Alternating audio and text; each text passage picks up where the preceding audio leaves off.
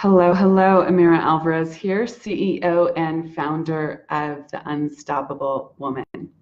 So just Sunday, I was flying back to my house and I was sitting in first class next to this gazillionaire. And I don't really know how much money he has, but he runs a hedge fund and it was very clear that he was at the level of like major philanthropy. Okay, so we're talking someone who has made a crazy amount of money. And he started talking to me and we got into something attached here. We got into discussing, what led to his success. Where did he start? How did he get to where he was? And what were the key bits? And there was lots to it. So I want to share some of the key takeaways. So one of the things he talked about was when he was just starting out and he wanted to break into the financial services industry. He did not have an MBA and he did not let that stop him. He went on a gazillion different interviews and he basically went through the back door, did not go the straight and narrow way, but he had persistence.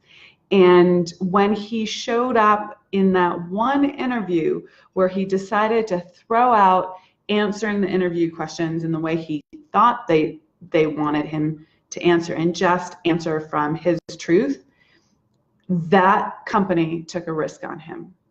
Said, normally we don't hire people like this for this reason, this reason, this reason, and this reason, but there's something about you that we want to give you a shot.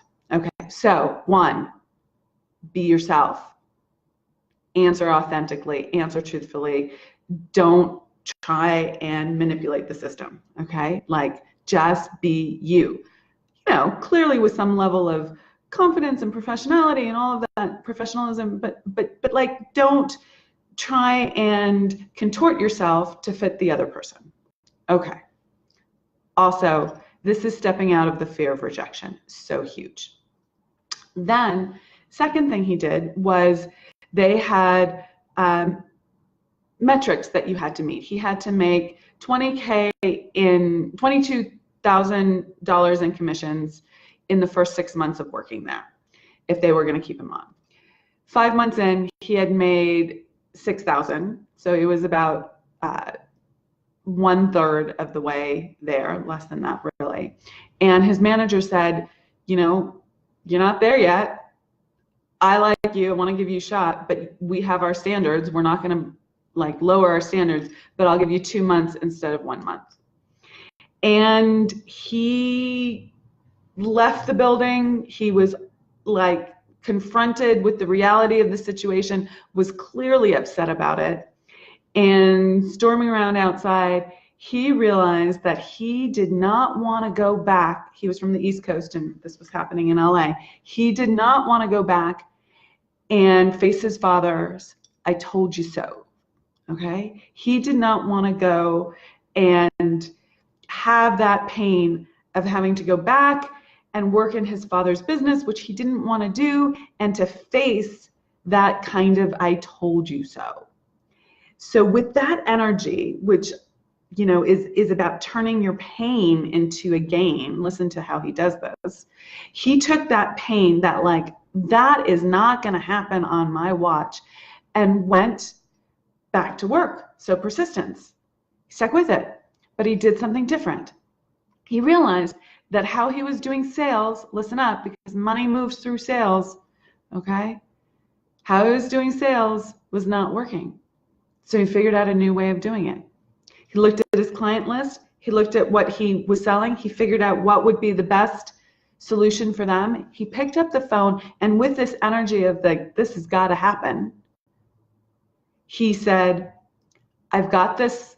He was selling stocks at the time. I've got the stock for you. Here's how it works. Here's why it's great. Here's why I think it would be a good fit for you. If you don't want it, that's fine, but I'm going to sell it to the next person I talk to. So if you want it, you got to tell me now. They all friggin' said yes. Okay? He said the first call he made with that energy, with that intensity, with the level of service Like, this is going to help you, that level of service, plus a sense of urgency and exuding confidence, like, this is going to go. So if you don't act now, urgency, it's going to be gone. He figured out the sales process right there, okay? And it's so important. You have to be of service, and there has to be some urgency behind it.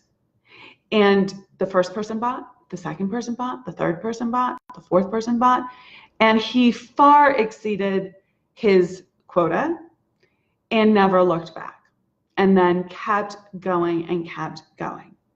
So a few key takeaways here. One, you know, the obvious thing, don't give up, be persistent, but take a different route. If what you're doing isn't working, you have to figure out what you need to do differently to get different results. Sometimes that means asking the question of someone who's gone through it already. And he did talk about how he then worked with mentors in his company and asked them advice and was always engaged with working with someone. He also now mentors people and holds them to higher standards, like gets them thinking beyond their limited mindset, okay? So you have to look at the results you're getting and change what you're doing. You can't keep doing the same thing, hoping for different results, okay? He used his pain as a motivating factor. Now let's talk about this, because I often talk about desire motivating you. Well, he had a desire not to go back and face his father and have to work for his father's business. He had a stronger desire for what he wanted than his fear. That fear was motivating, but he really did not want to go back there. So you could call it a fear, but really it was a desire not to go back there. It was a desire to be successful despite his father's naysaying. Okay? So he plugged into what he wanted so powerfully. It was an emotional moment. It wasn't just a, oh, that's a nice to have. I ought to make my quota, or I ought to do that. Okay? And then he figured out he had to do that over and over and over and over again. And he figured out sales, he figured out service, he knows how to give, okay? And he knows how to create urgency.